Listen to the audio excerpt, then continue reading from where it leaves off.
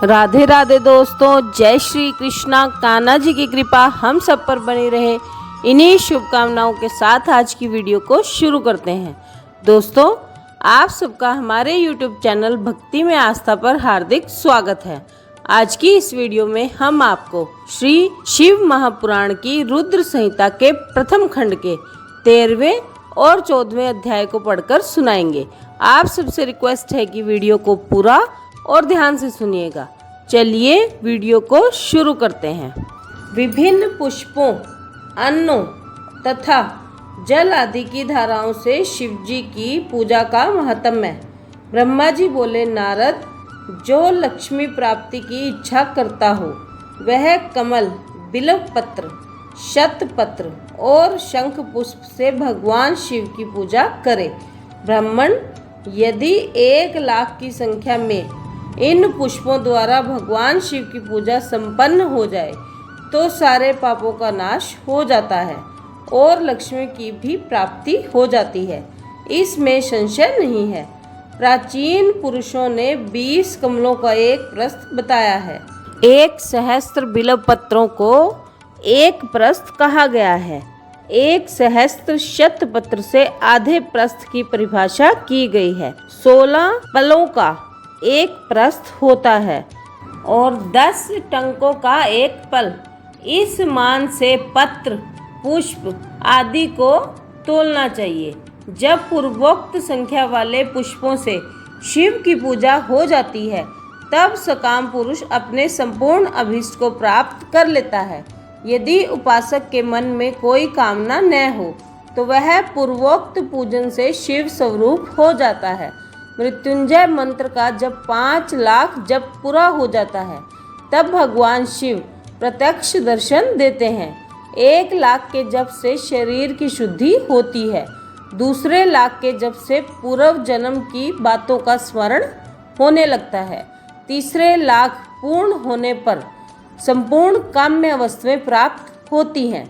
चौथे लाख का जप पूरा होने पर स्वप्न में भगवान शिव का दर्शन होता है और 5वें लाख का जप ज्यों ही पूरा होता है भगवान शिव उपासक के सम्मुख तत्काल प्रकट हो जाते हैं। इसी मंत्र का 10,00,000 जप हो जाए तो संपूर्ण फलों की सिद्धि होती है। जो मोक्ष की अभिलाषा रखता है वह दर्भों द्वारा शिव का पूजन करे। मुनि श्रेष्ठ, सर्वत्र लाख की ही संख्या समझनी चाहिए। आयु की इच्छा वाला पुरुष 1,00,000 दुर्वाओं द्वारा पूजन करे। जिसे पुत्र की अभिलाषा हो वह धतूरे के 1,00,000 फूलों से पूजा करे। लाल डंठल वाला धतूरा पूजन में शुभदायक माना गया है। अगस्त्य के 1,00,000 फूलों से पूजा करने वाले पुरुष को महान यश की प्राप्ति होती है। यदि तुलसी दल से शिव की पूजा करे तो उपासक को भोग और मोक्ष दोनों सुलभ होते हैं। लाल और सफ़ेद आँख, आपा मार्ग और श्वेत कमल के 1,00,000 फूलों के द्वारा पूजा करने से भी भोग और मोक्ष की प्राप्ति होती है। जपा के 1,00,000 फूलों से की हुई पूजा शत्रुओं को मृत्यु देने वाली होती है। करवीर के 1,00,000 फूल यदि शिव पूजन के उपयोग में लाए जाएं तो वे यहाँ रोगों का उच्चाटन करने वाले होते हैं। बंदूक अर्थात दोपहरिया के फूलों द्वारा पूजन करने से आभूषणों की प्राप्ति होती है। चमेली से शिव की पूजा करके मनुष्य वाहन को उपलब्ध करता है, इसमें संशय नहीं है। अलसी के फूलों से महादेव का पूजन करने वाला पुरुष भगवान विष्णु को प्रिय होता है। शमी पत्रों से पूजा करके मनुष्य मोक्ष को प्राप्त कर लेता है। बेला के फूल चढ़ाने पर भगवान शिव अत्यंत शुभ लक्षणा पत्नी प्रदान करते हैं। जूही के फूलों से पूजा की जाए तो घर में कभी अन्न की कमी नहीं होती। कनेर के फूलों से पूजा करने पर मनुष्यों को वस्त्रों की प्राप्ति होती है। सेदुआरी या शेफालिका के फूलों से शिव का पूजन किया जाए तो मन निर्मल होता है। 1,00,000 बिल्व पत्र चढ़ाने पर मनुष्य अपनी सारी काम्य वस्तुएं प्राप्त कर लेता है।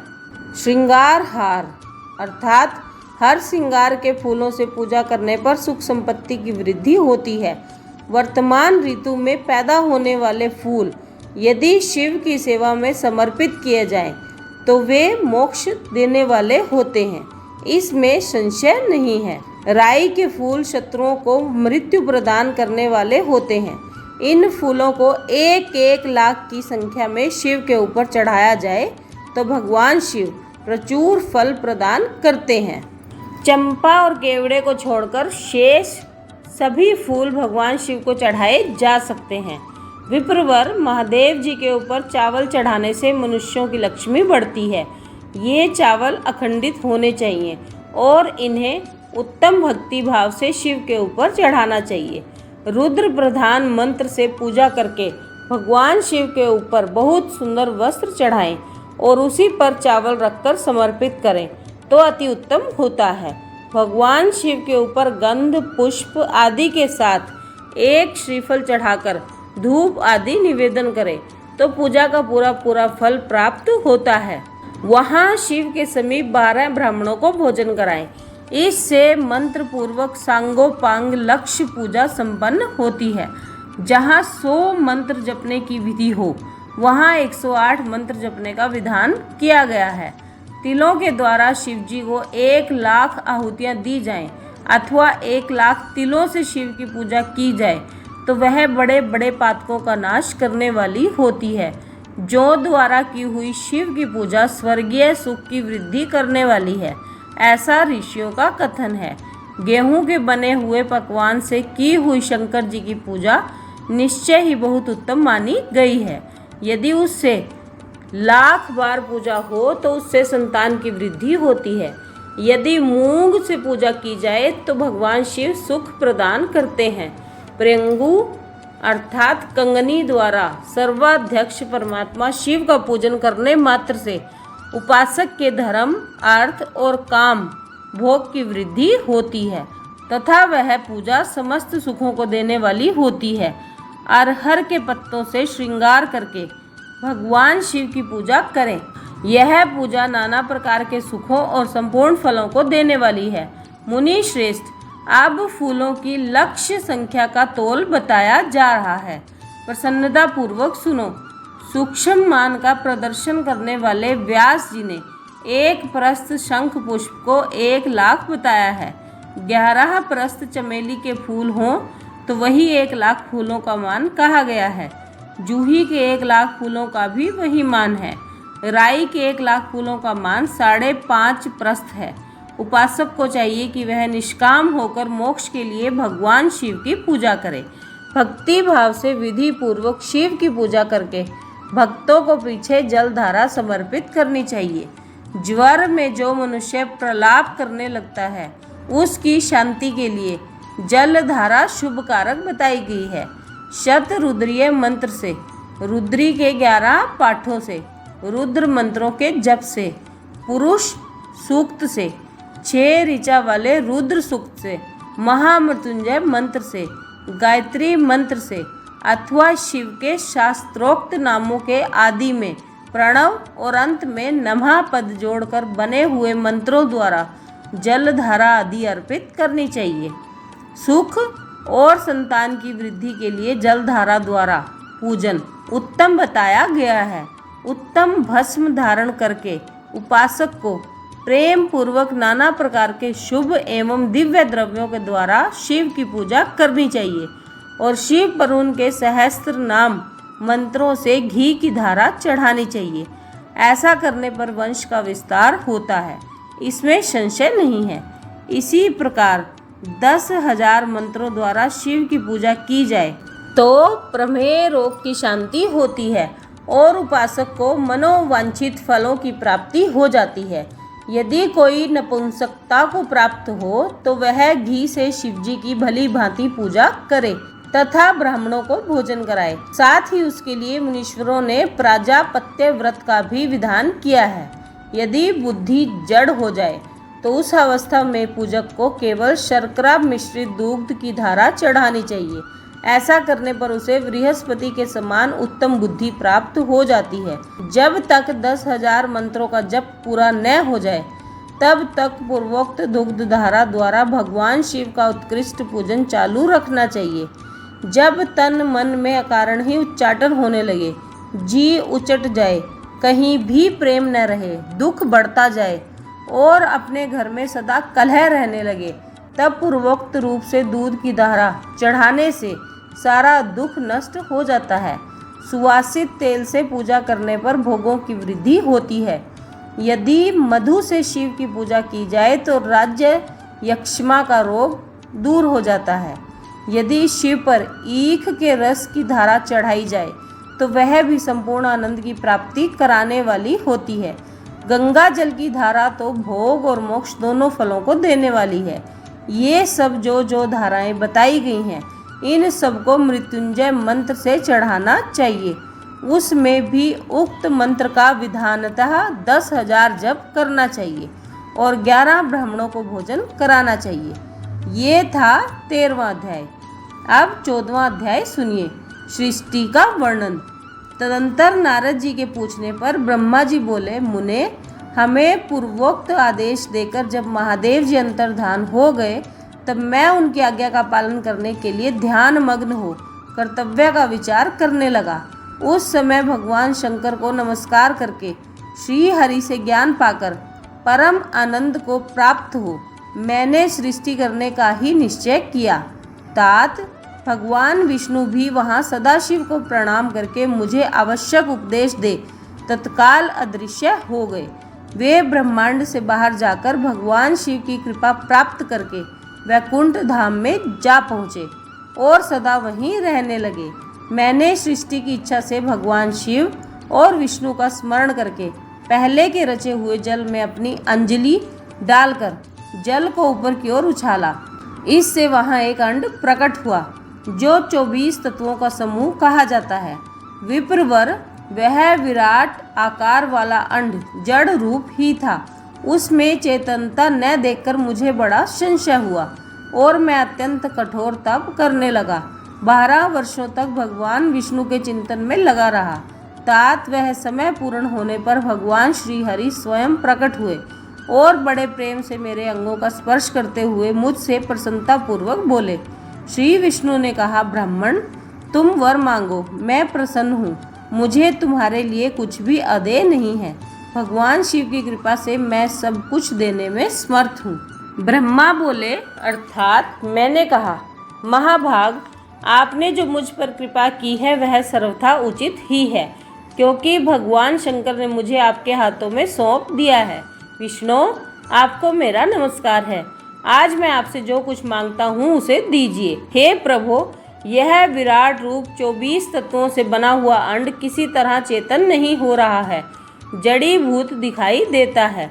हरे, इस समय भगवान शिव की कृपा से आप यहाँ प्रकट हुए हैं, अतः शंकर की सृष्टि शक्ति या विभूति से प्राप्त हुए इस अंड में चेतनता लाइए। मेरे ऐसा कहने पर शिव की आज्ञा में तत्पर रहने वाले महाविष्णु ने अनंत रूप का आश्रय ले उस अंड में प्रवेश किया। उस समय उन परम पुरुष के सहस्त्रों मस्तक, सहस्त्रों नेत्र और सहस्त्रों पैर थे। उन्होंने भूमि को सब ओर से घेर कर उस अंड को व्याप्त कर लिया। मेरे द्वारा भली भांति स्तुति की जाने पर जब श्री विष्णु ने उस अंड में प्रवेश किया तब वह 24 तत्वों का विकार रूप अंड सचेतन हो गया। पाताल से लेकर सत्यलोक तक की अवधि वाले उस अंड के रूप में वहाँ साक्षात श्री हरि ही विराजने लगे। उस विराट अंड में व्यापक होने से ही वे प्रभु व राज पुरुष कहलाए। पंचमुख महादेव ने केवल अपने रहने के लिए सुरमय कैलाश नगर का निर्माण किया, जो सब लोकों से ऊपर सुशोभित होता है। देवऋषि, संपूर्ण ब्रह्मांड का नाश हो जाने पर भी वैकुंठ और कैलाश, इन 2 धामों का यहाँ कभी नाश नहीं होता। मुनि श्रेष्ठ, मैं सत्यलोक का आश्रय लेकर रहता हूँ। तात, महादेव जी की आज्ञा से ही मुझ में सृष्टि रचने की इच्छा उत्पन्न हुई है। बेटा, जब मैं सृष्टि की इच्छा से चिंतन करने लगा उस समय पहले मुझसे अनजाने में ही पाप पूर्ण तमोगुणी सृष्टि का प्रादुर्भाव हुआ, जिसे अविधा पंचक अर्थात पंच पर्वा अविधा कहते हैं।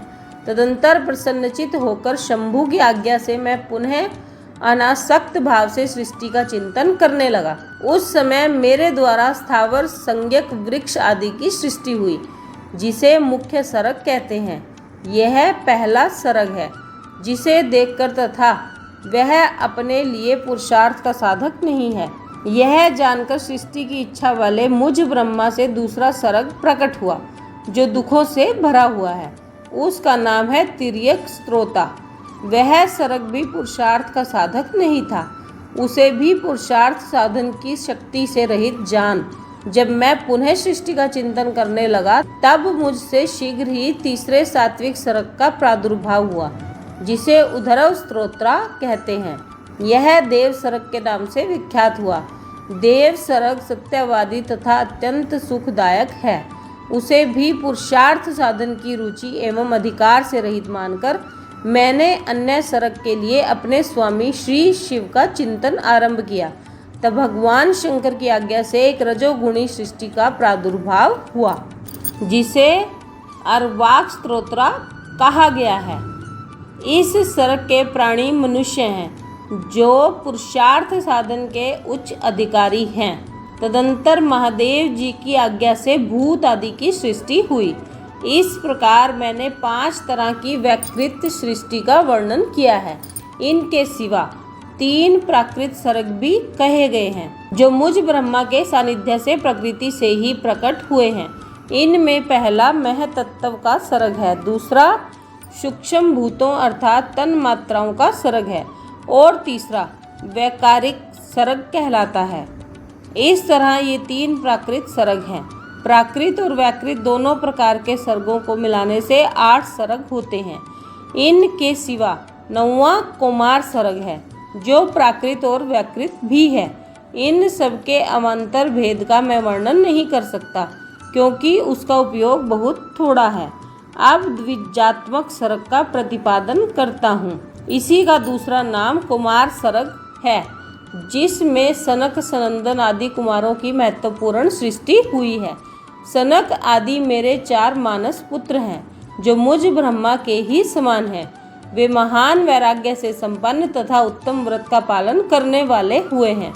उनका मन सदा भगवान शिव के चिंतन में ही लगा रहता है। वे संसार से विमुख एवं ज्ञानी हैं। उन्होंने मेरे आदेश देने पर भी सृष्टि के कार्य में मन नहीं लगाया।